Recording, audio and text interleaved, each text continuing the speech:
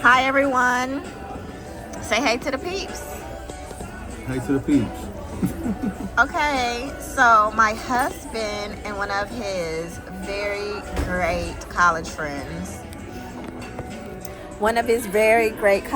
Can you see me?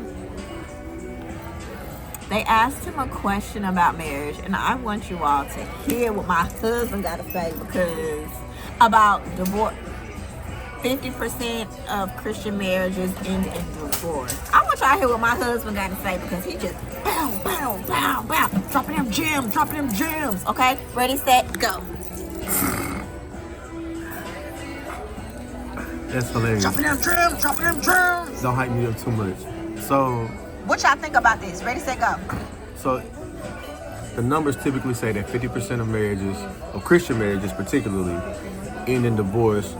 And my big brother asked me to respond to it. And so my initial thought is, I don't know how, but I would ask the question, one, are these simply professing Christians or practicing Christians? Because we all know people who claim to be Christians, but they don't live a lifestyle that's reflective of Christ. So you're probably professing Christianity and not practicing it. Happy birthday. Thank you so much, Rhonda. to you. It's my birthday week as well.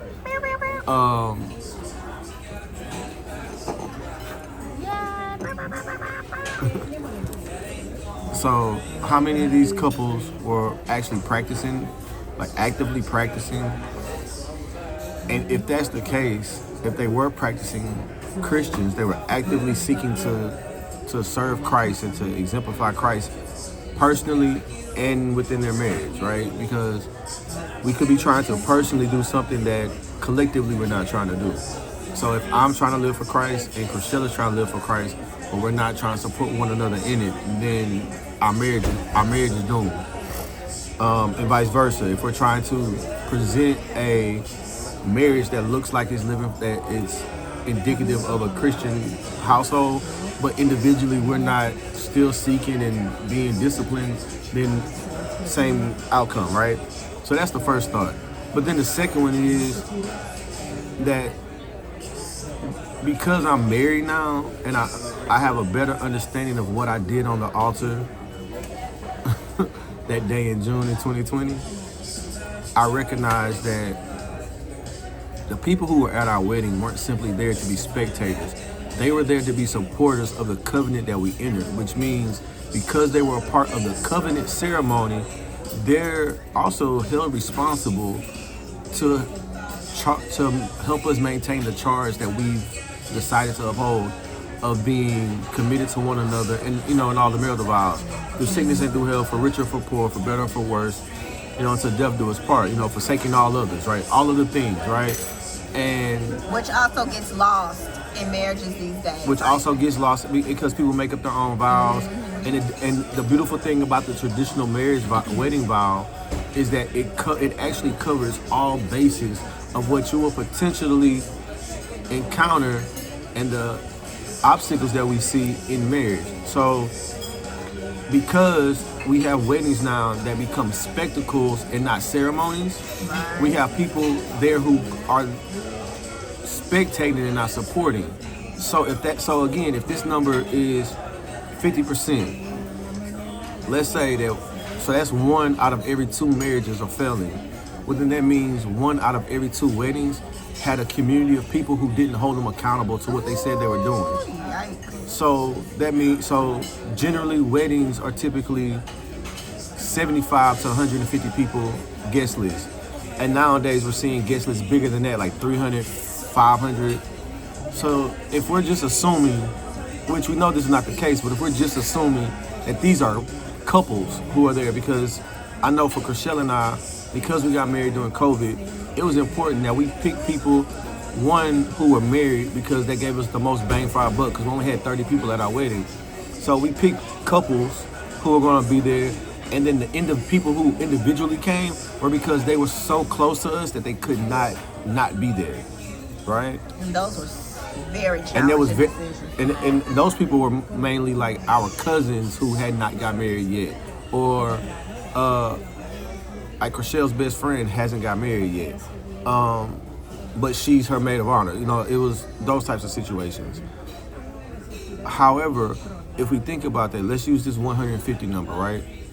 So let's say you have a guest list of 150 people, and they're all couples, right? And I know that's a hypothetical and it's highly unlikely, but that means there's 75 couples, and none of them stepped up to be a support, to be a model, to be a sounding board, to be anything to hold you accountable and to support you in the effort to stay married.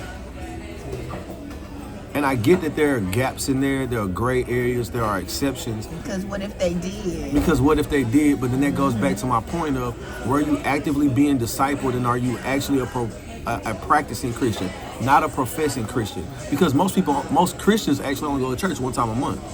So that means you're void of community. And what I do in private and what I do in community are always two different things if I'm not in a community that I'm tightly knit to. Because now I get to live two different lives.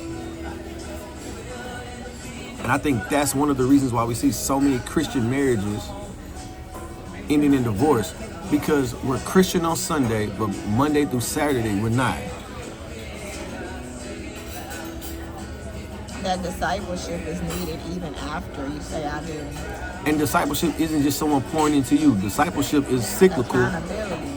Well, that too, but it's cyclical, because accountability doesn't just happen up, it happens down. Yeah. And so not only am I accountable to somebody, but I have someone who's accountable to me, which means I have to now be a representation, and I have to be a model, and I have to be a standard bearer or an image bearer, like we say in the faith. That I have to be an image bearer, because we all are considered the imago Dei, the image of God. So that means I bear the image of Christ for someone. So if I'm not doing what Ephesians 5 says, giving my life for my bride as a man, and then washing my bride in the word and presenting her back holy to myself, then how can I ask somebody else to do it? And if everybody takes that responsibility personally, then when my brother comes to me and says, man, I'm done, bro, I quit, blah, blah, blah, blah, and he's giving up, and I'm saying, for what?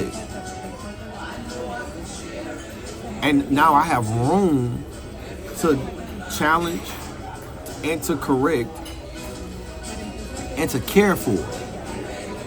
Because it's not all just lashes. I have to mend wounds. As a good friend, as a good brother in the faith, I have to mend wounds that I caused and that I didn't cause. Though I can present you, I can send you back into your covenant and say, okay, he's ready to, he's okay, she's okay, they're gonna be okay. Because the problem with covenant is that people don't recognize is that covenant isn't contract.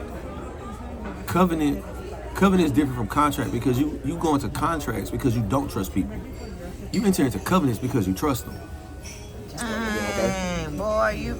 No, you're good. You're good. No, we're good. Thank you. Dang. And so a contract says these are the rules, regulations, and responsibilities of each party. And if it doesn't go the way it's supposed to go, we're taking one another to court.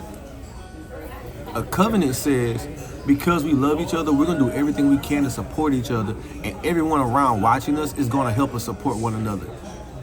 On top of. And if I don't, whatever happens to this sacrifice that we're making before the covenant, because see, in contract you make sacrifice on the back end, in covenant you make it on the front.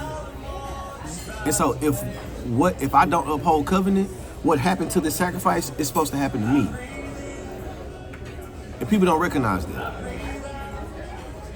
I also don't think people recognize that even when they are going through the ebbs and flows of their marriage that potentially could lead to divorce, they don't trust the covenant that they made with God. They forget because most people enter into contract with one another and not covenant with the Lord. Yeah. But yeah, that's what I said. Thank you. Rhonda. That's my thoughts. That's your thoughts. But yeah. What y'all think? Yeah, y'all give me some feedback. What's the question? First, you need to go back and watch my video that I recently posted about being committed in relationships. And then after that, come back and comment here and let me know how do we account for 50% of Christian marriages ending in divorce? If marriage is the goal, and men need to be committed to marriage, not to long-term dating, but to marriage, not just living with your girlfriend for a long time and perpetrating marriage and simulating marriage, but actually entering into the covenant of marriage. That should be the goal for every man. That should be the desire for every woman. If that is the case, then why is it that 50% of Christian marriages, particularly Christian marriages, are ending in divorce? I want to hear your feedback as well. Let me know what y'all think. All right, we love you. Bye. Peace.